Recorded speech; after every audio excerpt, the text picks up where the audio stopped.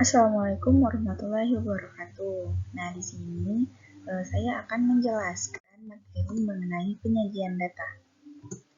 Perkenalkan, saya Sherly Yolanda Utami dengan NPM A1C020040 dengan dosen pengampu Pipin Devi Erasanti dari Prodi Pendidikan Matematika Universitas Bengkulu. Nah, sebelum lanjut, kita melihat dulu video yang mengenai penyajian data.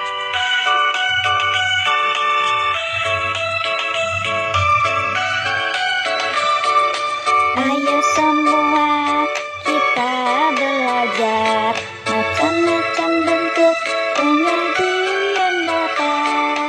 Ayo semua kita belajar macam-macam bentuk penyajian data. Ada yang bentuk daftar, ada yang bentuk tabel, ada juga yang bentuk diagram batang. Ada diagram gambar, ada diagram garis. Itulah bentuk penyajian data. Nah, udah ini kan di sini saya akan menjelaskan penyajian data, yaitu materi data dan tabel. Yang pertama,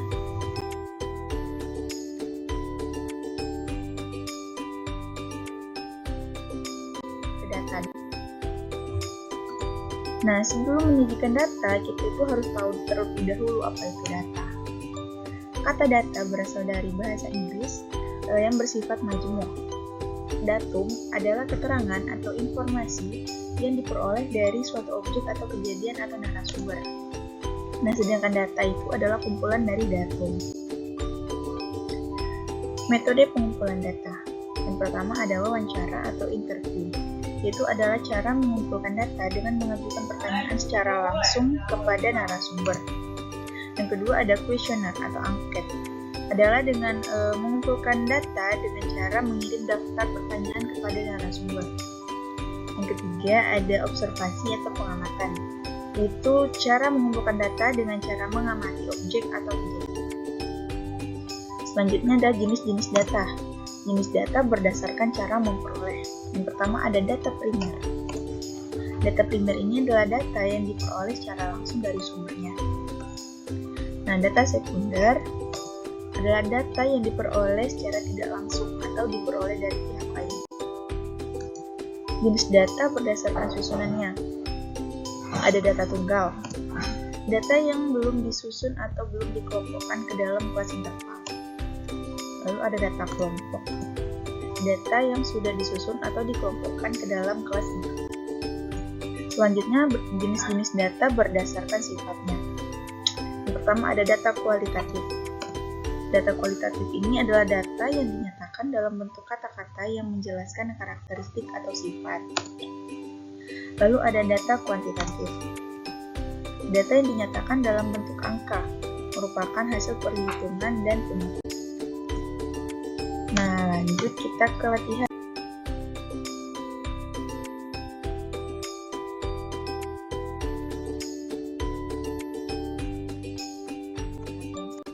Itu adalah latihan data. Soal pertama. Cara yang tepat untuk mengumpulkan data tentang tinggi badan siswa di kelas adalah, kita ke pembahasan. Oke, di sini kita jelaskan dulu metodenya.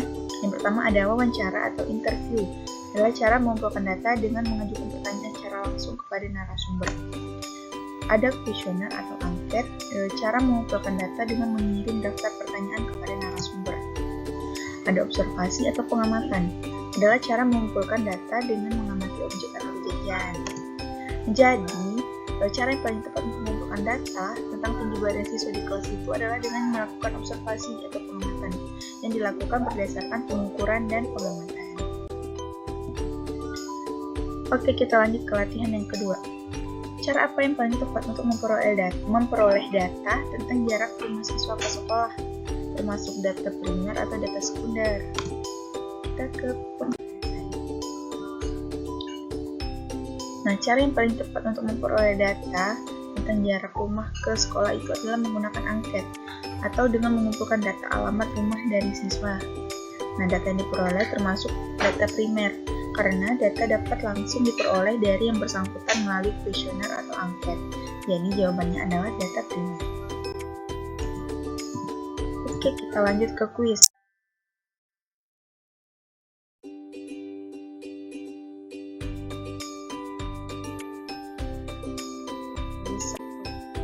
Kuis data. Yang pertama, cara yang paling tepat untuk mengumpulkan data tentang alat transportasi yang digunakan siswa ke sekolah adalah A. Ada wawancara, B. Kuesioner, C. Kualitatif, dan D. Observasi. Kemana nih kira-kira jawabannya? Kita coba yang A ya. Salah. Coba yang D.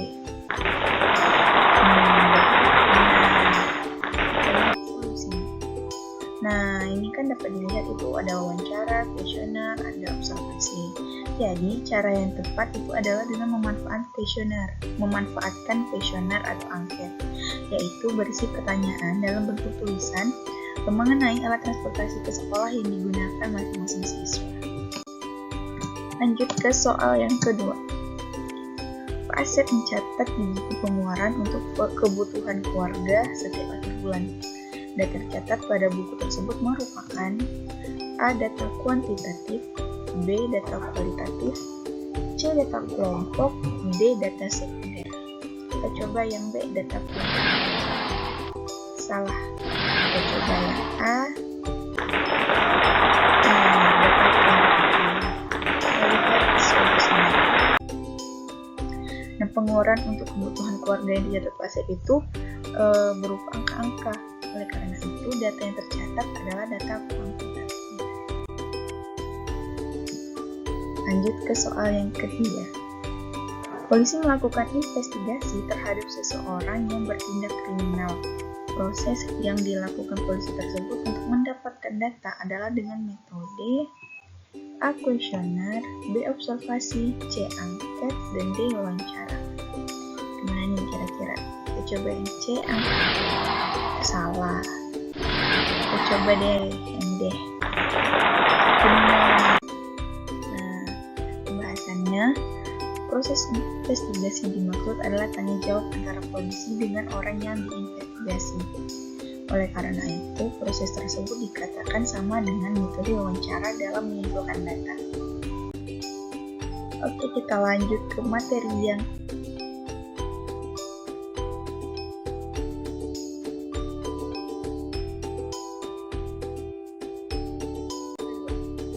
tabel. Kita ke pengertian tabel dulu. Tabel merupakan daftar yang berisi sejumlah informasi yang berupa kata-kata dan bilangan yang tersusun berturut ke bawah dalam kolom dan baris tertentu. Ada macam-macam tabel baris kolom. Tabel ini digunakan untuk data yang terdiri dari beberapa baris dan satu kolom. Nah, ada tabel jumlah dari masing-masing jenis alat tulis. Oke, selanjutnya ada tabel kontingensi. Tabel ini digunakan untuk data yang lebih dari satu kolom. Tabel jumlah siswa kelas 9 menurut jenis kelasnya. Oke, lanjut ada tabel distribusi frekuensi. Tabel ini digunakan untuk data yang dibagi menjadi beberapa kelompok. Ada tabel nilai ulangan matematika siswa kelas 9. Lanjut, kita masuk ke latihan.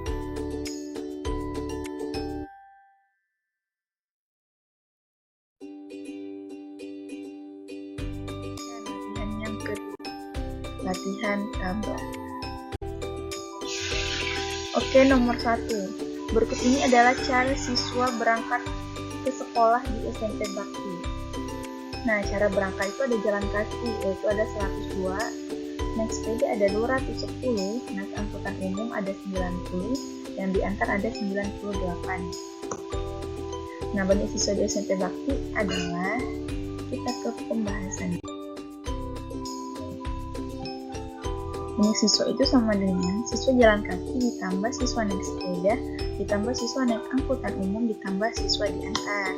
Berarti 102 ditambah 210 ditambah 90 ditambah 98. Itu hasilnya ada 500 siswa.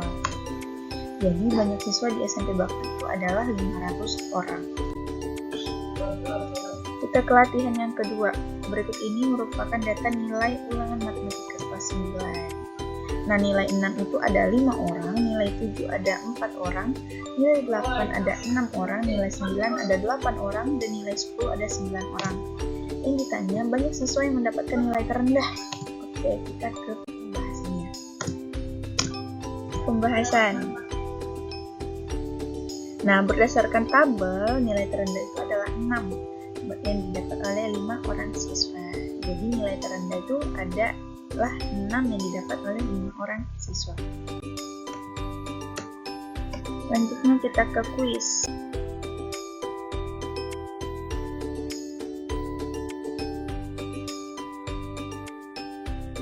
Kuis yang kedua, kuis tabel. Oke. Yang ditanya itu jumlah siswa terbanyak di kelas. Itu ada pilihannya ada 9A, 9E, 9B, dan 9F. Mana nih kira-kira jawabannya? Kita coba ya dari A. Oh, salah. 9E. Salah juga. 9B. Oh, salah. Nah, jawabannya ada di 9. Ya,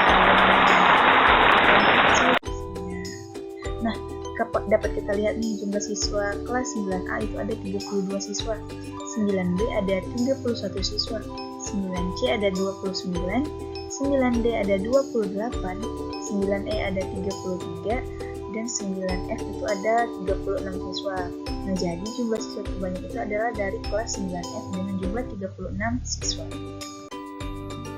Oke, kita masuk ke kuis yang kedua. Nah, ditanya berapa selisih banyaknya penjualan roti di hari Selasa dan Jumat. Oke, yang A ada 50, B 60, C 70, D 80. Mana nih kira-kira? Kita coba A. Salah. Oke, kita coba nih yang B. Oke, benar. Nah, berdasarkan data dalam tabel, diketahui tadi hasil penjualan roti di hari Selasa ada 150. Hasil penjualan roti di hari Jumat adalah 90.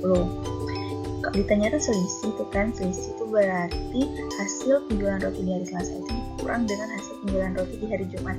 Berarti 150 dikurang 90 adalah 60 roti. Kita lanjut ke soal yang ketiga. Nah, banyak siswa yang mendapatkan nilai lebih dari 7 adalah A 8 orang, B 15 orang, C 11 orang, dan D 20 orang. Kita coba dulu yang B, 15 orang. Salah. Oke, kita coba C. 11 orang. Oh, benar. Nah, ini siswa yang mendapat nilai lebih dari 7 itu kan adalah siswa yang mendapat nilai 8, 9, dan 10. Itu ada 7 orang, ditambah 3 orang, ada 1 orang. Jadi, siswa yang mendapat nilai lebih dari 7 itu adalah 7 ditambah 3 ditambah 1 sama dengan 11 orang. Nah, oke.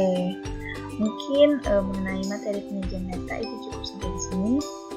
Semoga kalian semua dapat memahaminya dan dapat mempelajarinya yang baik. Saya akhiri, terima kasih. Assalamualaikum warahmatullahi wabarakatuh.